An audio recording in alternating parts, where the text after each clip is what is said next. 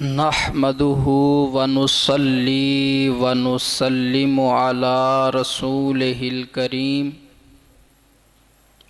أما بعد فأعوذ بالله من الشيطان الرجيم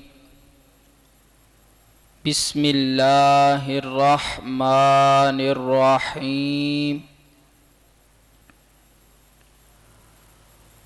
وَإِذِ اسْتَسْقَىٰ مُوسَىٰ لِقَوْمِهِ فَقُلْنَا اضْرِب بِّعَصَاكَ الْحَجَرَ فَانفَجَرَتْ مِنْهُ اثْنَتَا عَشْرَةَ عَيْنًا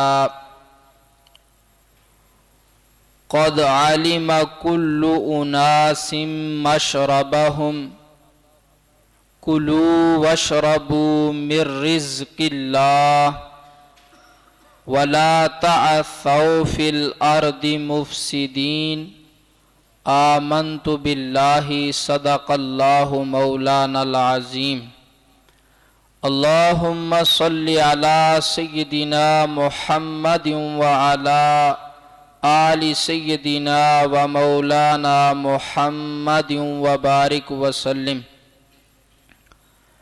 الصلاة والسلام علیک یا سیدی یا رسول اللہ وعلی آلک و اصحابک یا سیدی یا رحمت للعالمین۔ حمد و صلاۃ کے بعد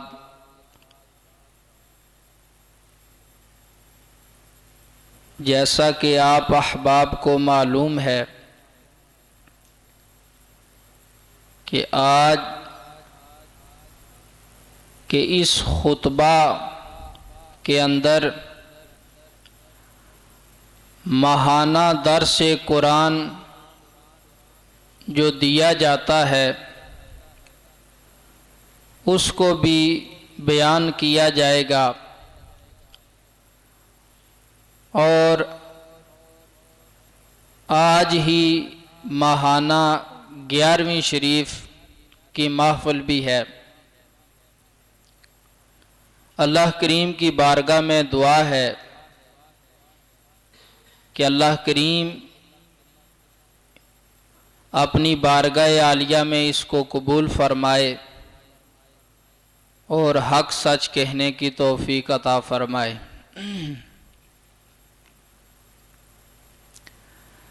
میں نے آپ احباب کے سامنے سورہ بقرہ کی آیت نمبر 60 تلاوت کرنے کا شرف حاصل کیا ہے۔ سب سے پہلے اس آیہ مقدسہ کا ترجمہ کیا ہے وہ آپ سن لیں۔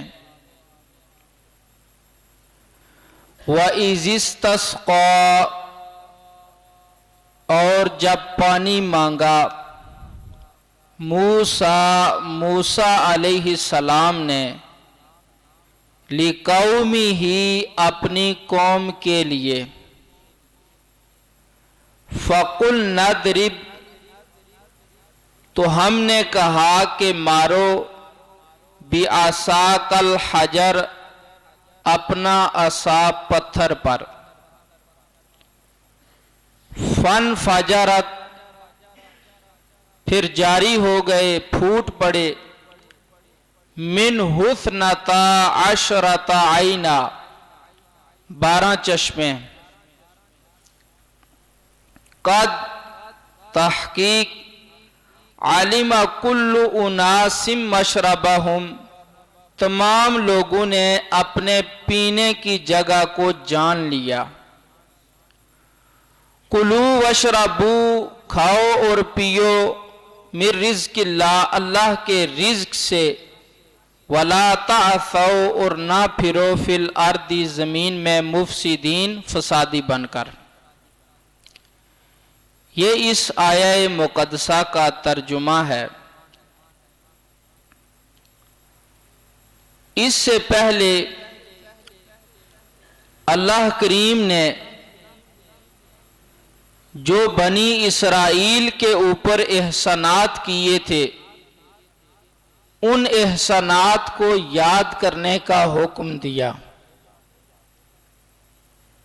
کہ میں نے تمہارے اوپر یہ احسانات کیے ہیں، میرے ان احسانات کو یاد کرو۔ احسانات کو یاد کرنے کا مطلب یہ ہے کہ جو اللہ تعالیٰ نے تمہیں نعمتیں عطا فرمائی ہیں تو اس لیے عطا فرمائی کہ تم اس کے فرمانبردار بن کر رہو، اس کے شکر گزار بن کر رہو، اس کے احکامات پر عمل پیرا ہو جاؤ۔ کیونکہ آپ نے سنا ہوگا کہ جس کا کھانا اسی کا گانا، تو چونکہ نعمتیں عطا کرنے والا اللہ تعالی ہے تو وہ تمہیں اس لیے عطا کر رہا ہے تاکہ تم اس کے شکر گزار بندے بن کر رہو۔ تو بہت ساری نعمتیں جو ہیں ان کا بیان ہو چکا ہے، انہی نعمتوں میں سے ایک نعمت کا ذکر اس آیہ مقدسہ کے اندر ہے۔ اسرائیل حضرت یعقوب علیہ السلام کا نام ہے، عبرانی زبان کا لفظ ہے۔ اسرا کا معنی ہوتا ہے بندہ اور ایل کا معنی ہوتا ہے خدا، تو اسرائیل کا معنی ہے خدا کا بندہ، اللہ کا بندہ، جس طرح عربی میں ہے عبداللہ، اللہ کا بندہ، اس طرح عبرانی زبان کے اندر اسرائیل خدا کے بندے کو کہا جاتا ہے، اور یہ حضرت یعقوب علیہ السلام کا نام تھا، آپ کا لقب تھا، آپ کو اسرائیل کہا جاتا تھا۔ موجودہ صورتحال کے پیش نظر جو فتنہ و فساد برپا ہے، فلسطین کے اوپر جو یہود و نصارہ اپنا تسلط قائم کرنا چاہتے ہیں، اور انہوں نے جو اپنی ریاست قائم کی ہوئی ہے اس کو اسرائیل کا نام دیا ہوا ہے، تو پھر ہم بھی احتجاج کرتے ہیں، نعرے بازی بھی ہوتی ہے، تو کہتے ہیں اسرائیل مرد آباد، اسرائیل مرد آباد۔ تو یاد رکھیں کہ اسرائیل جو ہے یہ حضرت یعقوب علیہ السلام کا نام ہے، لقب ہے۔ قرآن پاک کے اندر اسرائیل حضرت یعقوب کو کہا گیا ہے۔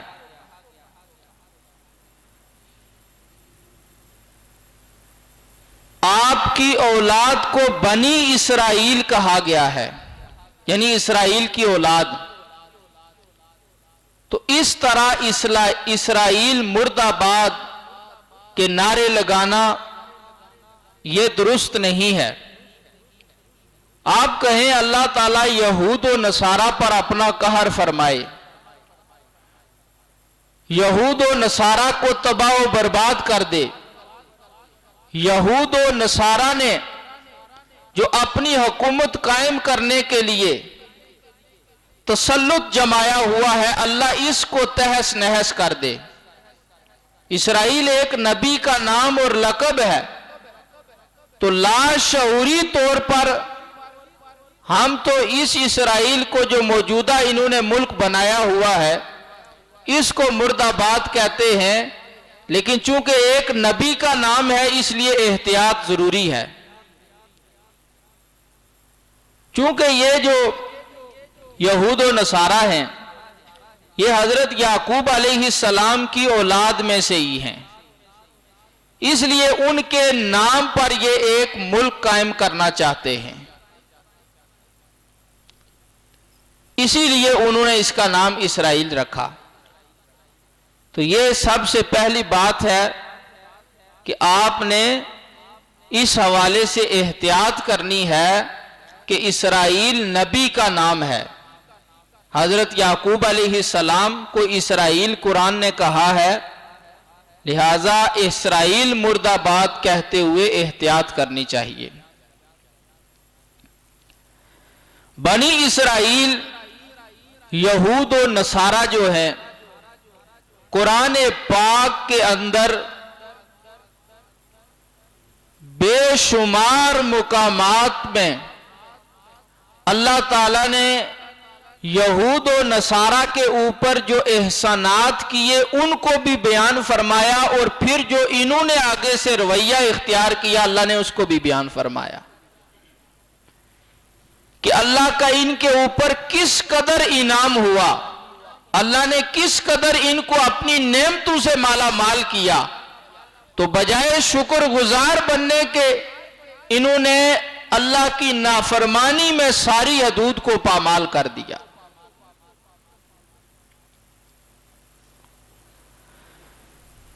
یہ جو آیت مبارکہ ہے کہ موسیٰ علیہ السلام نے اپنی قوم کے لیے پانی مانگا، تو یہ کب پانی مانگا؟ جب جزیرہ نمائے سینا کے اندر موسیٰ علیہ السلام موجود تھے اپنی قوم سمیت، وادی تیہ بھی اس کو کہا جاتا ہے۔ موسیٰ علیہ السلام جب اپنی قوم کو فرعون کے ظلم و ستم سے نکال کر شام اور فلسطین کی طرف گامزن ہوئے، تو چونکہ وہاں پر ایک سرکش قوم تھی، ان سے جہاد کرنے کا حکم دیا کہ تم نے ان سے جہاد کرنا ہے۔ بنی اسرائیلی جو تھے یہود، موسیٰ علیہ السلام کی جو قوم، انہوں نے اس ملک کے اندر داخل ہونے سے انکار کر دیا کہ ہم داخل نہیں ہوں گے، کیونکہ اس کے اندر ایک سرکش قوم ہے، تو اس کے ساتھ ہمارا مقابلہ نہیں ہو سکتا، ہم جہاد نہیں کر سکتے۔ تو پھر اس کی سزا ان کو یہ ملی کہ وہ اس ریگستان کے اندر، ریتلے میدان کے اندر 40 سال تک گھومتے رہے۔ اب وہ بے آب و گیا میدان تھا، نہ اس کے اندر کوئی درخت ہے جو سایہ بن سکے، نہ کوئی پانی کے چشمے ہیں، کھانے پینے کی کوئی چیز نہیں ہے۔ تو اللہ تعالیٰ اپنے نبیوں کے وسیلے سے پھر انہیں بھی نعمتوں سے نوازتا تھا۔ اس سے پہلے کھانے کا ذکر ہوا تھا کہ اللہ تعالیٰ نے فرمایا کہ میں نے تمہارے اوپر من اور سلوہ اتارا اس میدان کے اندر۔ من یہ ترنجبین کی طرح، جس طرح ساگو دانہ ہوتا ہے، اس طرح کے جو ہے وہ اوس کی طرح، شبنم کی طرح یہ برستے تھے، اور سلوہ جو ہے یہ بٹیر نما پرندے ہوتے تھے، تو وہ کھایا کرتے تھے۔ اب یہ تو کھانا ہو گیا، پینے کے لیے جب ان کو پانی کی ضرورت محسوس ہوئی تو انہوں نے موسیٰ علیہ السلام کی خدمت میں عرض کیا، تو موسیٰ علیہ السلام نے اپنے رب سے پانی کے لیے دعا کی، اللہ کی بارگاہ میں عرض کیا کہ یا اللہ تعالیٰ ان کو تو پانی عطا فرما۔ جب موسیٰ علیہ السلام نے اللہ تعالیٰ سے پانی مانگا تو اللہ ارشاد فرماتا ہے فَقُلْ نَضْرِبْ بِعَصَاكَ الْحَجَرَ، تو ہم نے کہا کہ اپنا عصا پتھر پر مارو۔ عصا کہتے ہیں لاٹھی کو، ڈنڈے کو عصا کہتے ہیں۔ تو موسیٰ علیہ السلام کے پاس ایک عصا تھا، اور یہ عصا موسیٰ علیہ السلام کے پاس جو آیا تھا تو شعیب علیہ السلام کے ذریعے سے آیا تھا۔ شعیب علیہ السلام نے یہ عصا موسیٰ علیہ السلام کو دیا تھا۔ جب آپ وہاں سے روانہ ہوئے. اور اس کی تاریخ کیا ہے؟ مفسرین کرام نے لکھا ہے کہ جب حضرت آدم علیہ السلام جنت سے آئے تھے تو یہ اپنے ساتھ وہاں سے لائے تھے. تو حضرت آدم سے لے کر شعیب علیہ السلام تک اور پھر موسیٰ علیہ السلام تک یہ سارے نبیوں کے ہاتھوں ہاتھ آتا رہا. ایک نبی کے پاس رہا، پھر دوسرے کے پاس، پھر تیسرے کے پاس، اسی طرح شعیب علیہ السلام تک یہ آیا. موسیٰ علیہ السلام جب شعیب علیہ السلام کے ہاں گئے تو چونکہ شعیب علیہ السلام نے پہچان لیا تھا کہ یہ اللہ کے نبی ہیں، تو انہوں نے مزید اطمینان قلب کے لیے حضرت موسیٰ سے فرمایا کہ جاؤ اندر سے میرا عصا لے آؤ. اب اس عصا کی یہ خوبی تھی کہ غیر نبی اس کو اٹھا نہیں سکتا تھا، اس کو صرف نبی ہی اٹھا سکتا تھا. موسیٰ علیہ السلام اندر گئے اور آرام سے وہ عصا اٹھا کر باہر لے آئے. اب شعیب علیہ السلام کو مزید اطمینان ہو گیا کہ یہ واقعی اللہ کے نبی ہیں. بہرحال وہاں سے موسیٰ علیہ السلام جب اپنے گھر والوں کو لے کر اور یہ عصا لے کر چلتے چلتے کوہ طور کے دامن میں آئے، وادی طوا کے اندر داخل ہوئے، تو جب اللہ تعالیٰ سے ہم کلام ہوئے، وہ ایک لمبی تفصیل ہے، ساری باتیں بیان کرنا مقصود نہیں ہے، صرف عصا کے حوالے سے آپ کو کچھ باتیں عرض کر رہا ہوں. کوہ طور کے اوپر جب موسیٰ علیہ السلام پہنچے تو اللہ کریم نے حضرت موسیٰ علیہ السلام سے پوچھا وَمَا تِلْكَ بِيَمِينِكَ يَا موسیٰ، اے موسیٰ تمہارے دائیں ہاتھ میں کیا ہے؟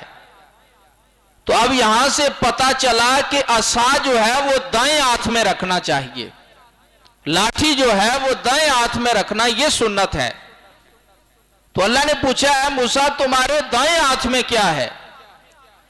قَالَ هِيَ عَصَايَ، تو موسیٰ علیہ السلام نے عرض کیا اے بار الہ یہ میرا عصا ہے، یہ میری لاٹھی ہے.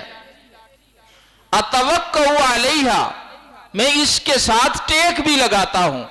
تو معلوم ہوا کہ عصا پر ٹیک بھی لگا سکتے ہیں. وَأَهُشُّ بِهَا عَلَى غَنَمِي، اور میں اس کے ساتھ اپنی بکریوں پر پتے بھی جاڑتا ہوں، یعنی درخت کو مارتا ہوں اس کی ٹہنیوں کو اور پتے گرتے ہیں اور بکریاں کھاتی ہیں. تو معلوم ہوا اس طرح ڈنڈے مار کر پتے گرا کر اپنی بکریوں کو کھلانا بھی جائز ہے، لیکن اپنے درختوں کی یہ بھی یاد رکھیں، اپنے درختوں کے پتے. ہم جو ہے اکثر جو ہے دوسروں کا کے ساتھ فراڈ کر جاتے ہیں، تو پوچھ کر آپ استعمال کر سکتے ہیں. میں اس کے اوپر ٹیک بھی لگاتا ہوں، بکریوں کے اوپر پتے بھی جاڑتا ہوں، وَلِيَ فِيهَا مَعَارِبُ أُخْرَى، اور بھی بہت سارے کام اس کے ساتھ کرتا ہوں. اب کیا اللہ کو پتا نہیں تھا جو موسیٰ علیہ السلام سے اللہ پوچھ رہا تھا تمہارے دائیں ہاتھ میں کیا ہے؟ تو موسیٰ علیہ السلام بھی اتنا ہی جواب دے دیتے کہ یا اللہ یہ میرا عصا ہے. تو آگے تفصیل تو رب نے نہیں پوچھی تھی، لیکن یاد رکھیں جو جس سے محبت کرتا ہے اس کے ساتھ گفتگو بھی زیادہ کرنے کی کوشش کرتا ہے. کہ جو کسی کو اچھا لگتا ہے تو آدمی چاہتا ہے کہ میں زیادہ سے زیادہ اس کے ساتھ بات کروں. تو جب موسیٰ علیہ السلام کو اللہ کی آواز آئی، رب کا کلام سنا، آپ کے کان جو ہیں وہ اس سے لطف اندوز ہو گئے، آپ کو لذت آنا شروع ہوئی، تو آپ نے بات بڑھانے کے لیے یہ ساری تفصیل بیان کر دی. اللہ تعالیٰ نے موسیٰ علیہ السلام سے فرمایا اس کو ڈال دو، اے موسیٰ اس کو پھینک دو. موسیٰ علیہ السلام نے جب اس کو پھینکا، ہی ثعبان مبین، قرآن کہتا ہے وہ بہت بڑا سانپ بن گیا تھا. جیسے ہی اپنے سامنے اس کو ڈالا تو وہ فوراً وہ سانپ بن گیا، اور موسیٰ علیہ السلام نے اس کی طرف پیٹھ دے کر چلنا شروع ہو گئے. سورہ طٰہٰ کے اندر بیان ہوا ہے. تو اللہ نے فرمایا موسیٰ اس کو پیٹھ نہ دو، اس کو ہاتھ رکھو. سَنُعِيدُهَا سِيرَتَهَا الْأُولَىٰ، جو اس کی پہلی حالت تھی ہم واپس اسی حالت پر اس کو لے آئیں گے. یہ اسی لیے اللہ نے موسیٰ علیہ السلام سے پوچھا تھا کہ غور سے دیکھ لو یہ عصا ہی ہے، چونکہ اللہ نے اس سے یہ معجزہ ظاہر کرنا تھا. موسیٰ علیہ السلام نے اس کو ہاتھ رکھا تو ویسے کا ویسا ہی تھا. پھر یہی عصا موسیٰ علیہ السلام اللہ کے حکم سے جب فرعون کے پاس گئے، اس کو دعوت و تبلیغ کی، اللہ کے بارے میں بتایا، تو اس نے آگے سے جو بھی کہا وہ قرآن نے بیان کیا ہے. اور اپنے نبی ہونے پر اور اللہ کی طرف سے آنے پر موسیٰ علیہ السلام نے بطور دلیل اسی عصا کو پھینک کر اسے سانپ بنا کر دکھایا. پھر جب اس نے جادوگر تیار کیے کہ یہ جادو ہے تو جادو کا مقابلہ جادو سے ہوگا، تو پھر جب سارے جادوگروں نے اپنی رسیاں اور لاٹھیاں پھینکی تو موسیٰ علیہ السلام نے جب اپنا یہ عصا پھینکا تو اسی عصا نے ان سب کو نگل لیا. سارے جادوگروں کی لاٹھیوں اور رسیوں کو نگل گیا. اور موسیٰ علیہ السلام نے جب اس کو ہاتھ رکھا تو ویسے کا ویسا ہی تھا جس طرح پہلے تھا. تو جادوگروں نے کلمہ پڑھا. یہی وہ عصا تھا کہ جب موسیٰ علیہ السلام اپنی قوم کو لے کر فرعون کے ظلم و ستم سے نکالنے کے لیے اللہ کے حکم سے رات کے وقت اپنی قوم کو نکال کر لے گئے، دریائے کلزم کے دہانے پر پہنچے، اس کے کنارے پر پہنچے تو صبح کا وقت ہو چکا تھا. اتنے میں فرعون اور اس کے حواریوں کو بھی پتہ چل گیا اور وہ اپنی ساری ٹیم لے کر وہاں پہنچایا.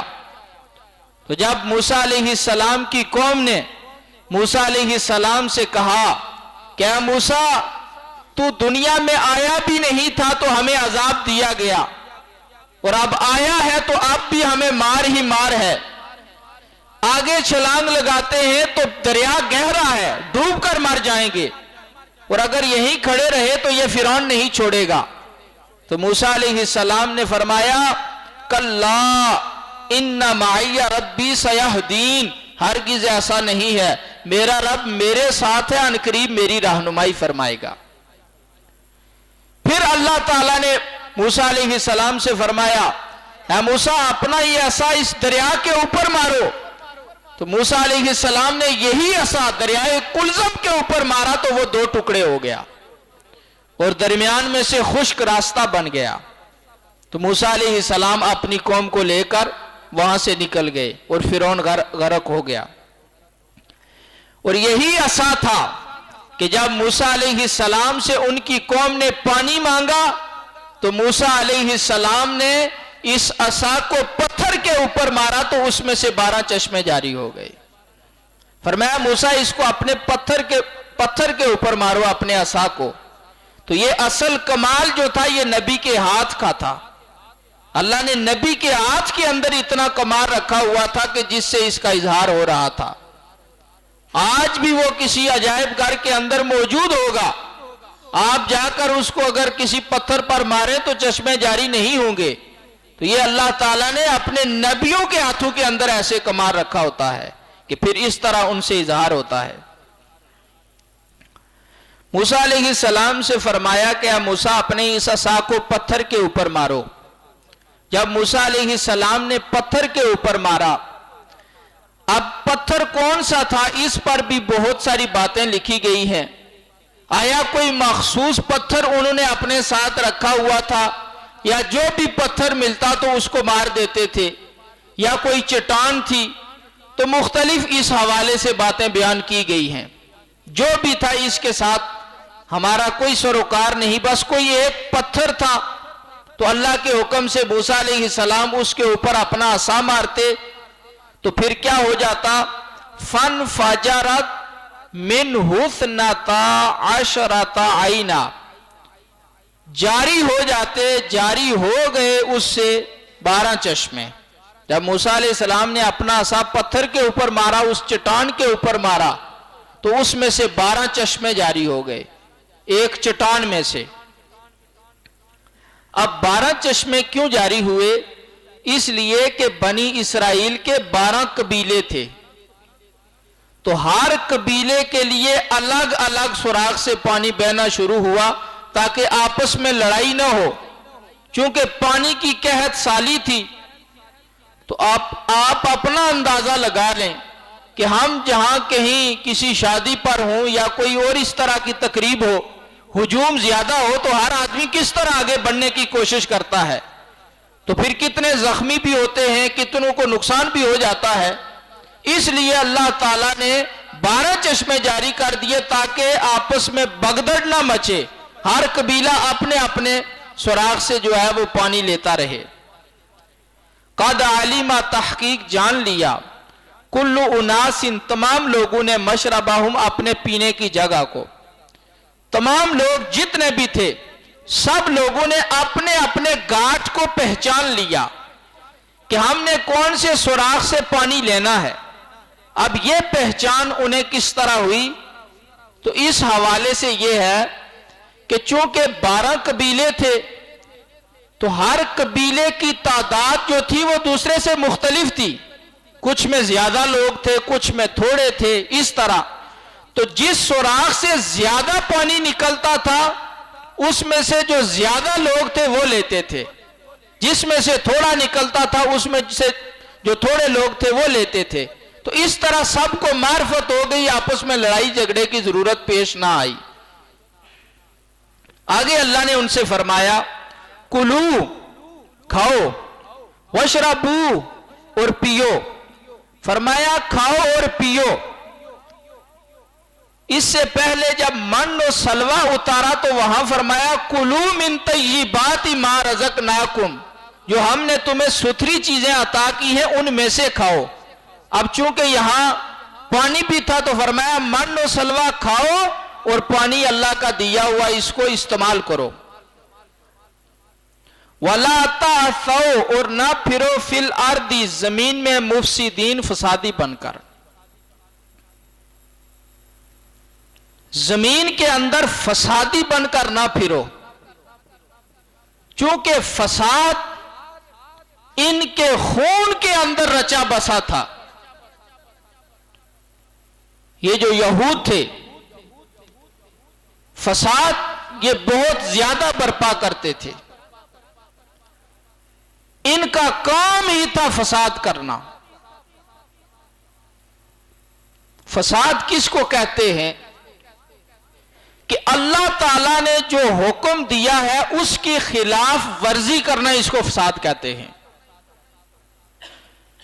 اللہ تعالیٰ نے ان کو فرعون کے ظلم و ستم سے نجات دی، اللہ تعالیٰ نے ان کے لیے بادلوں کا سایہ کیا، اللہ تعالیٰ نے کھانے کے لیے ان کو من و سلوہ عطا کیا، پینے کے لیے پاکیزہ پانی عطا کیا، ان کے سامنے فرعون کو دریائے کلزم کے اندر غرق کیا، اس کو ڈبو دیا۔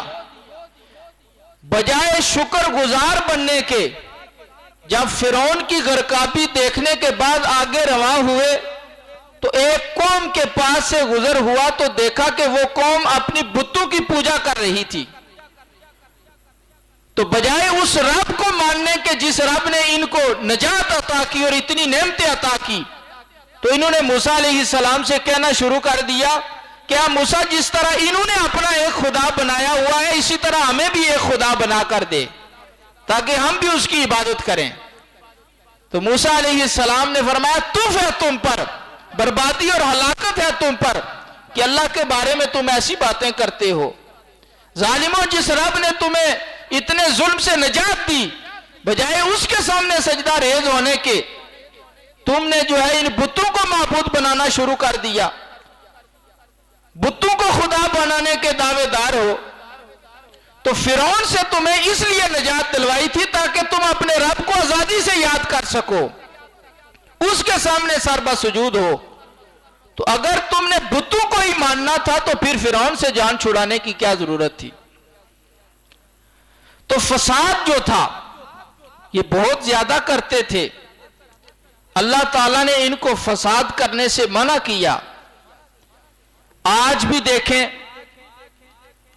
کہ فساد جو ہے انہوں نے مچایا ہوا ہے، اور کس طرح ظلم و ستم کا بازار انہوں نے گرم کیا ہوا ہے۔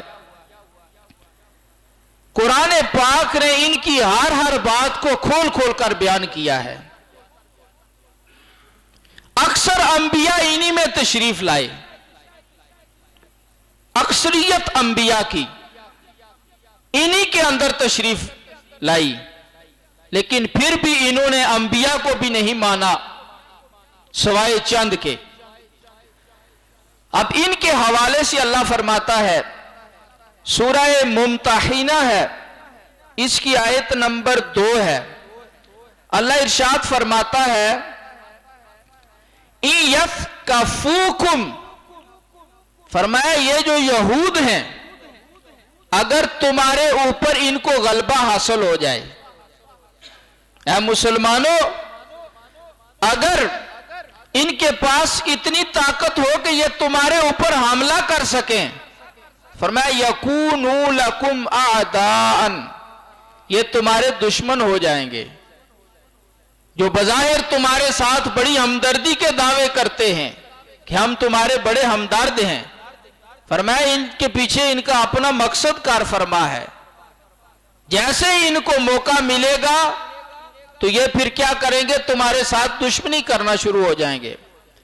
وَيَبْسُطُوا إِلَيْكُمْ أَيْدِيَهُمْ وَأَلْسِنَتَهُمْ، فرمایا یہ اپنے ہاتھ بھی تمہارے اوپر چلائیں گے، اپنی زبانیں بھی تمہارے اوپر چلائیں گے، ہاتھوں سے بھی حملے کریں گے، زبانوں سے بھی حملے کریں گے۔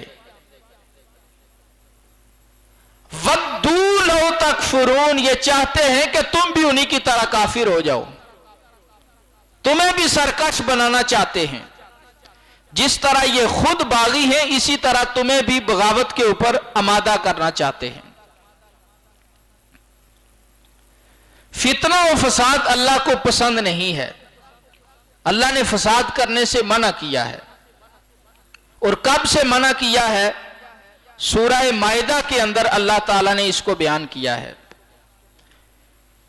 تفصیل زیادہ ہے، میں خلاصہ آپ کے سامنے عرض کرتا ہوں کہ حضرت آدم علیہ السلام کے 2 بیٹوں نے جب قربانی کی، حابیل اور قابیل نے، تو جب حابیل کی قربانی کو اللہ نے قبول کیا اور قابیل کی قربانی کو قبول نہیں کیا، تو قابیل نے حابیل سے کہا لَأَقْتُلَنَّكَ، میں تجھے ماروں گا، میں تجھے قتل کروں گا۔ اس وقت حابیل نے آگے سے کہا کہ اگر تو ایسا کرے گا تو پھر اس گناہ کا وبال جو ہے وہ تمہارے اوپر ہوگا۔ پھر اس نے المختصر اپنے بھائی کو قتل کر دیا، اور قتل کرنے کے بعد فَأَصْبَحَ مِنَ النَّادِمِينَ، شرمندہ ہونے والوں میں سے ہو گیا۔ وہ حضرت آدم علیہ السلام سے لے کر فرمایا من اجل ذالک، تب سے یعنی علم الہی میں اسی وقت سے کتبنا علی بنی اسرائیل، ہم نے بنی اسرائیل کے اوپر لکھ دیا تھا۔ یہ اسرائیل حضرت یعقوب علیہ السلام کے نام پر جو انہوں نے ملک قائم کیا ہوا ہے، اور اس کے اندر انہوں نے ظلم و ستم کا بازار گرم کیا ہوا ہے، اور اپنے آپ کو نبیوں کی اولاد کہتے ہیں، نبیوں کا پیروکار کہتے ہیں۔ تو اللہ فرماتے ہیں اولاد اسرائیل پر ہم نے اس بات کو لازم کر دیا تھا انہو من قتل نفسا بغیر نفس، کہ جس نے کسی جان کو ناحق قتل کیا، او فساد فی الارض، یا زمین میں فساد کیا، جس نے کسی جان کو ناحق قتل کیا یا زمین میں فساد کیا، فَكَأَنَّمَا قَتَلَ النَّاسَ جَمِيعًا، گویا کہ اس نے سب لوگوں کو قتل کر دیا ہے۔ کسی ایک جان کو قتل کرنا ناحق ایسے ہے کہ جیسے انسان نے ساری انسانیت کو ہی قتل کر دیا ہے۔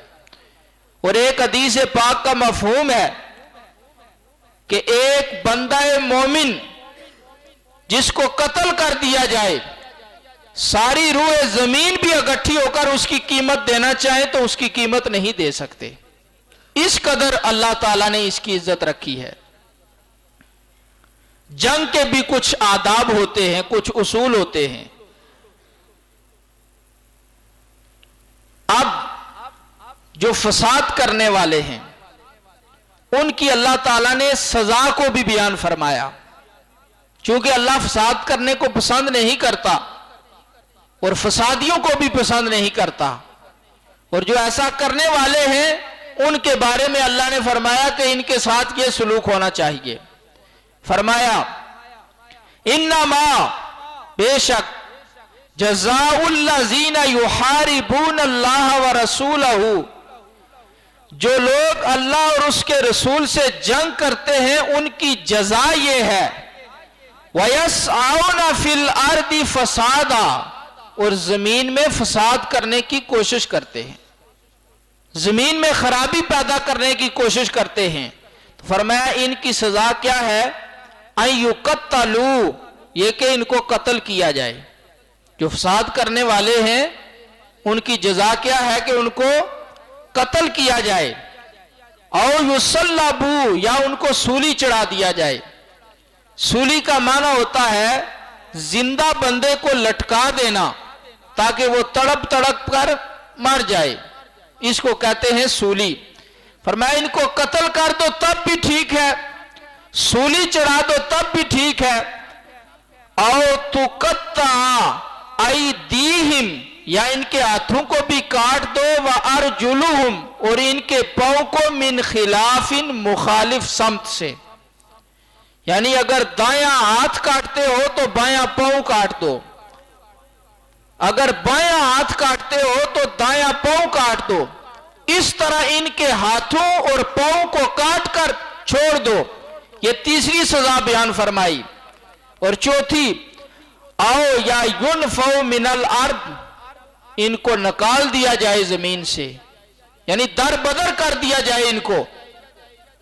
جو فسادی ہے، زمین کے اندر فساد مچانے کی کوشش کرتا ہے، اللہ فرماتا ہے ان کو قتل کیا جائے تب بھی ٹھیک ہے، ان کو سولی چڑھایا جائے تب بھی ٹھیک ہے، ان کے ہاتھوں اور پاؤں کو کاٹا جائے تب بھی ٹھیک ہے، اور ان کو اپنے ملک اور زمین سے نکال دیا جائے تب بھی ٹھیک ہے۔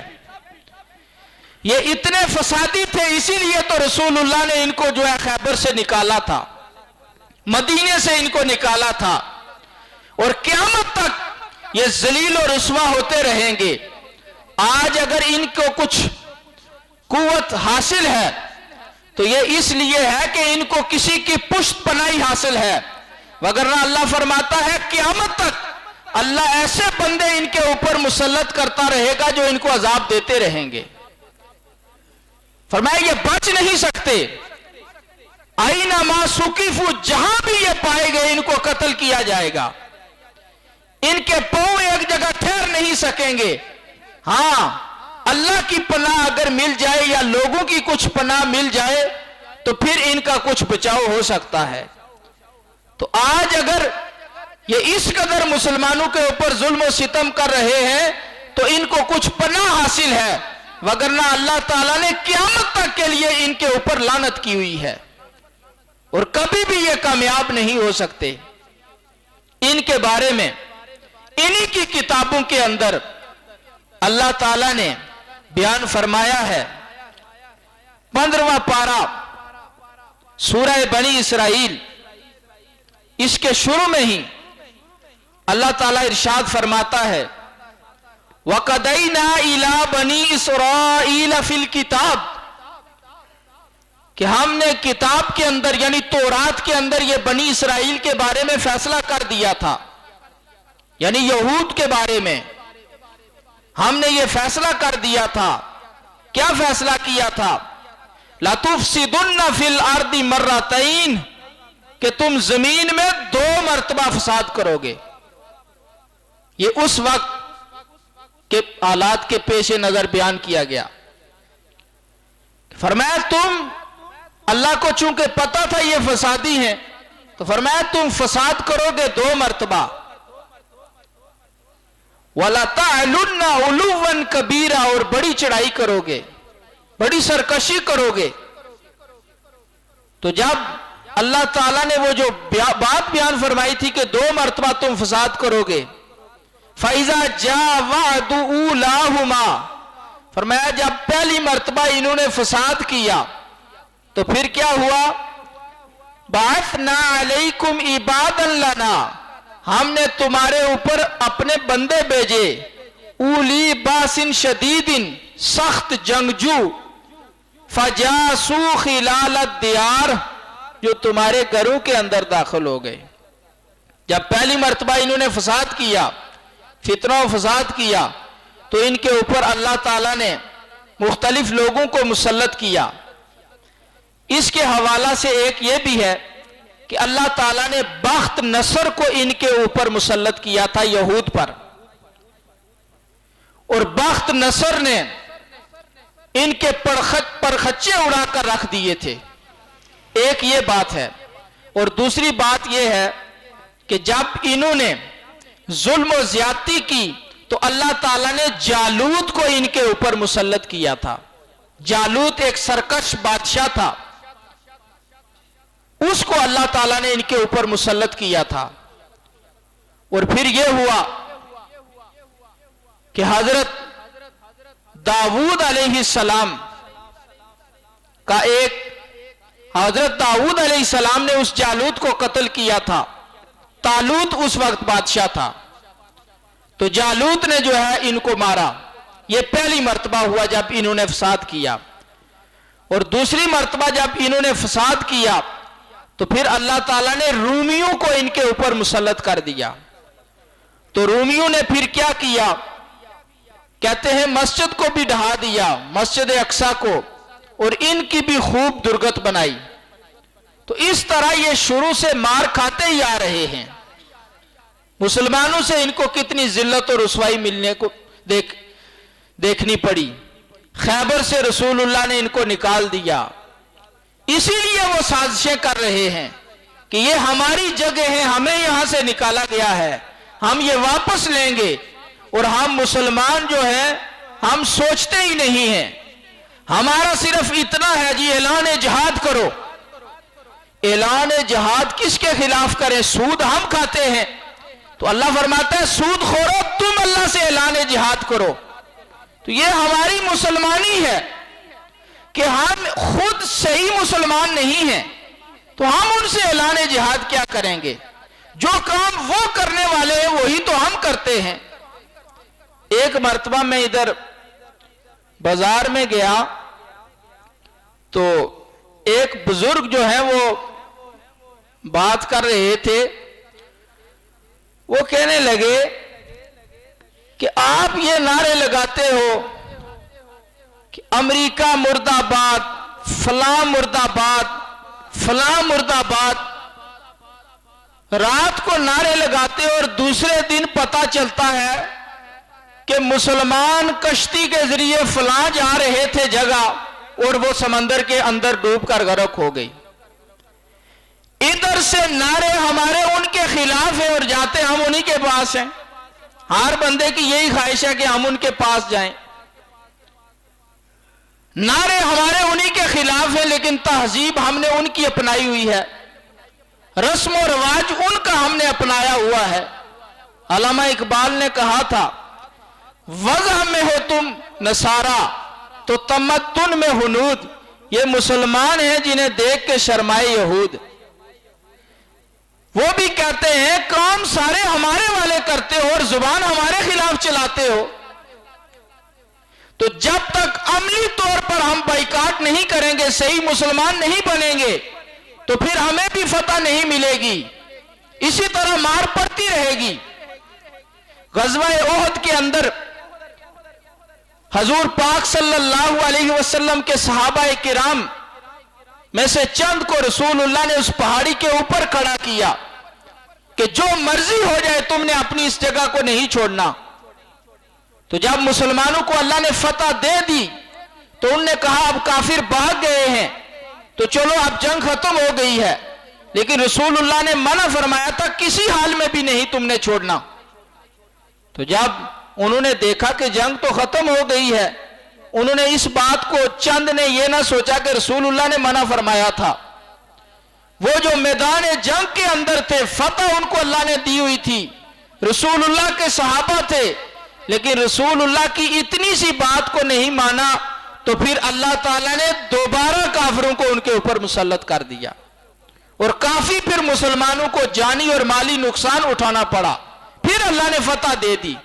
تو سرکار کی اتنی سی بات کو انہوں نے نہیں مانا تو پھر ان کو یہ دیکھنے کو ملا تو ہم کتنا مانتے ہیں، ہم نے کتنے فرائض کی پابندی کی ہوئی ہے، ہمارے اندر کتنا جذبہ جہاد ہے، ہمیں اسلام کے ساتھ کتنی محبت ہے، ہم نے اسلام کو کتنا سیکھا ہے۔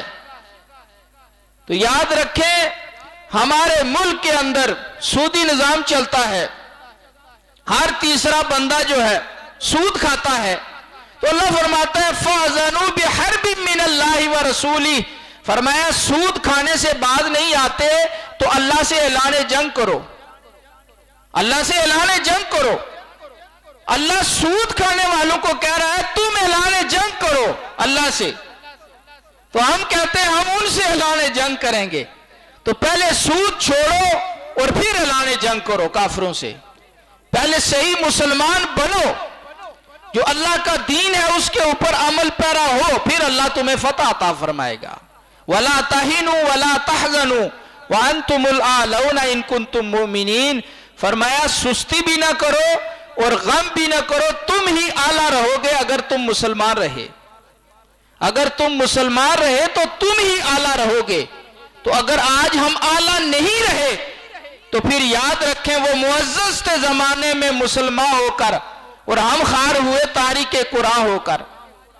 ہمارے بڑوں نے کس طرح ان کو ناکو چنے چبوائے، یہود و نصارہ کو کس طرح در بدر کیا، ان کو کوئی جگہ رہنے کے لیے نہ میسر آئی، لیکن آج وہی ظالم کہ جو مبغوض ہے، ہر نماز کے اندر ہم یہ کہتے ہیں یا اللہ ہمیں غیر المغضوب علیہم، یا اللہ جن کے اوپر تیرا غضب ہوا ان کے راستے پر نہ چلانا، تو ان کے اوپر تو اللہ کا غضب ہوا ہے، اور اتنی ناپسندیدہ مخلوق ہے یہ اللہ کے نزدیک کہ اللہ فرماتا ہے ان میں سے اللہ نے بعض کو بندر بھی بنایا، خنزیر بھی بنایا اور طاغوت کے بندے بھی بنایا۔ اتنے اللہ کے ہاں یہ ناپسندیدہ ہیں، اور ان ناپسندیدہ دشمنوں کو آج ہمارے اوپر جو مسلط کیا گیا ہے تو اس میں ہمارے اندر کوئی خرابی ہے۔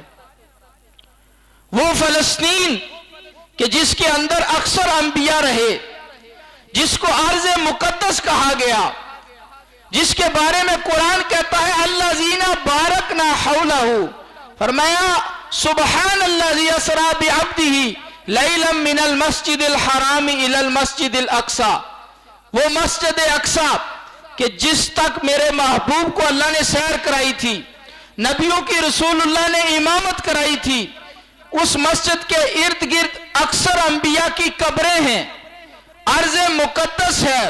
موسیٰ علیہ السلام، ابراہیم علیہ السلام نے جس طرف ہجرت کی تھی، اتنی مقدس زمین اور پاکیزہ زمین، آج اس کے اوپر ظلم و ستم ہو رہا ہے، مسلمانوں کا خون بہایا جا رہا ہے، اور ہم اتنا صرف کرتے ہیں کہ اعلان جہاد کرو۔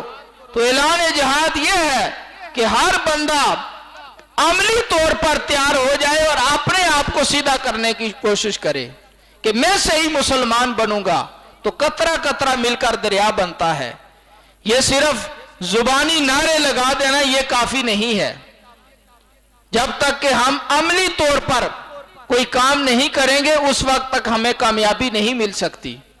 تو اللہ نے ان سے فرمایا کہ زمین کے اندر فسادی بن کر نہ پھرو، تو انہوں نے فساد کیا، نبیوں کو بھی قتل کیا۔ یہ اتنے ظالم تھے، آپ کہتے ہیں کہ مسلمانوں کو قتل کر رہے ہیں، بچوں کو، انہوں نے تو نبیوں کو بھی نہیں معاف کیا۔ نبی ان کے ہاتھوں سے قتل ہوئے، اور وہ بھی ان کے اپنے نبی، جنہوں نے اپنے نبیوں کو نہیں چھوڑا وہ ہمارے نبی کا لحاظ کتنا کریں گے۔ تو وہ سازشیں کر رہے ہیں، وہ کوئی بھی منصوبہ تیار کرتے ہیں تو ان کے پیچھے گہری سوچ ہوتی ہے، اور ہم مسلمان جو ہے لالچ میں پڑے ہوئے ہیں، ہمیں سمجھ ہی نہیں ہے، ہم نے صرف اعلان جہاد تک ہی رکھا ہوا ہے کہ اعلان جہاد کر دو، بس احتجاج کر دیا تو کام ہو گیا۔ اس طرح نہیں ہوتا، ہر آدمی اپنے اوپر اسلام کو نافذ کرے، دین کو نافذ کرے، اور اللہ سے ہم ان کے لیے اتنی ہی عرض کر سکتے ہیں کہ جب کسی کے پاس کوئی اختیار نہ ہو، میں کیا کر سکتا ہوں؟ میں تو ان کو جا کر، میں اگر جانا بھی چاہوں تو مجھے اپنے ہی مار دیں گے، یہی نہیں جانے دیتے۔ تو ہم یہی دعا کرتے ہیں اللہ کی بارگاہ میں جو موسیٰ علیہ السلام نے فرعون کے بارے میں کی تھی۔ کیا دعا کی تھی؟ ربنا اطمس علی اموالہم واشدد علی قلوبہم، اے اللہ ان کے مالوں کو تباہ و برباد کر دے، ان کے دلوں کو سخت کر دے، فلا یؤمنوا حتی یروا العذاب العلیم، یہ اس وقت تک ایمان نہ لائیں جب تک تیرے عذاب کو نہ دیکھ لیں۔ ہم ان کے لیے یہی بد دعا کر سکتے ہیں، اور موسیٰ علیہ السلام کی اس التجا کو اللہ نے قبول کیا، اور فرعون جب غرق ہوا، ڈوبنے لگا، تو اس وقت اس نے کہا تھا میں موسیٰ اور اس کے رب پر ایمان لاتا ہوں، فرمایا اب تجھے ایمان لانا فائدہ نہیں دے گا۔ تو وقت ہو گیا ہے، اللہ کریم کی بارگاہ میں دعا ہے کہ اللہ تعالیٰ مسلمانوں کو آپس میں اتفاق و اتحاد عطا فرمائے، اور مسلمانوں کو صحیح مسلمان بنائے، اور کافروں کو تہس و نحس کرے، اور اسلام کا بول بالا فرمائے۔ وما توفیقی الا باللہ۔